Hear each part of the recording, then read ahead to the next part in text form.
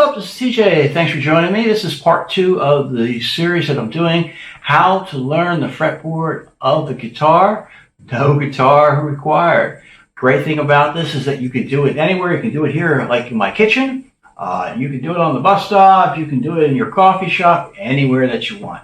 So I do hope that you've listened and checked out the first video of the series, because I'm not going to repeat too much of the stuff that's on there. Check that out first. And this is the second step, and today we're going to be talking about the dominant mode of the scale patterns, okay? So in the first video, we made our fretboard and we labeled all the notes on the fretboard.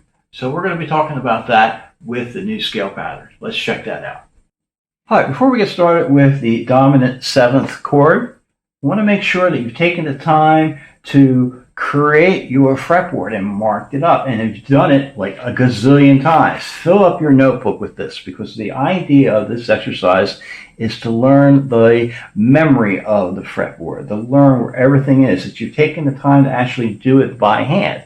No photocopying or taking pictures of your phone. The idea is to get it into your mind, get it into your brain, so that you can actually play the guitar with your eyes closed. And that's the idea behind this. So make sure that you're doing this part several times before you try to do the actual marking up of the fretboard.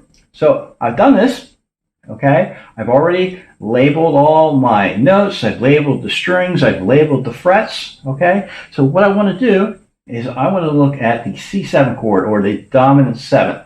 And then I want to look at the scale that's associated with that, often called the Mixolydian mode. That's a little bit more advanced, but it gives you the idea. In the key of C, that's going to be C, D, E, F, G, A, B flat, and C. So that's different than the major scale, where the B was a natural note. Now we're talking about the flat B, the flat 7th note, in the Mixolydian mode for the C7 scale. So we're going to take our marker here, okay? We're going to mark it up, all the notes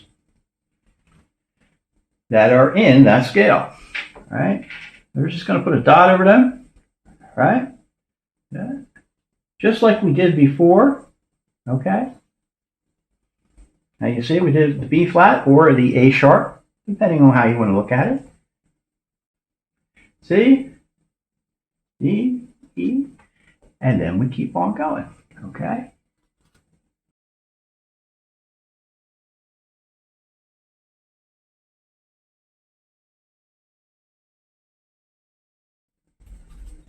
Okay, so we marked up the fretboard. Do we miss anything? Oh, but see, I missed the F here. Don't want to do that.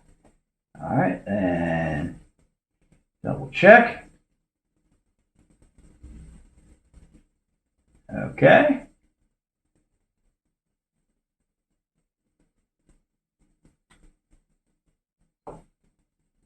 Okay, so this is the C dominant scale, okay, for Mixolydian mode, okay? So with the C7 chord,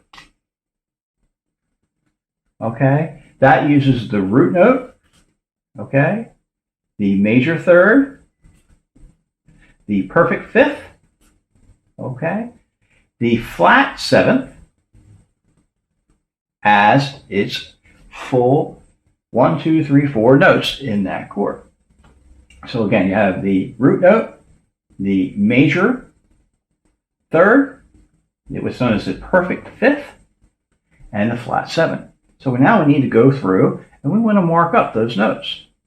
All right, so you have your E here, let's circle that one, G, all right, your B flat or A sharp, C, and E. So there it is on the first string. And we keep on going here.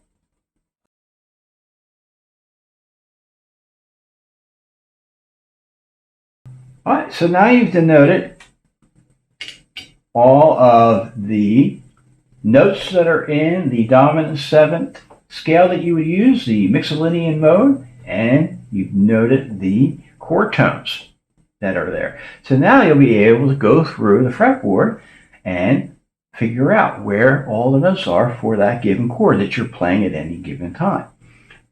So you can get that relationship between how you're playing the guitar and in what's in your mind. All right, that's it just for today.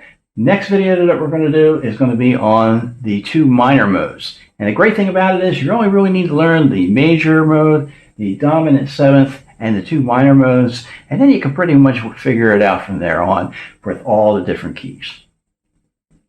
Thanks for watching. We'll see you next time.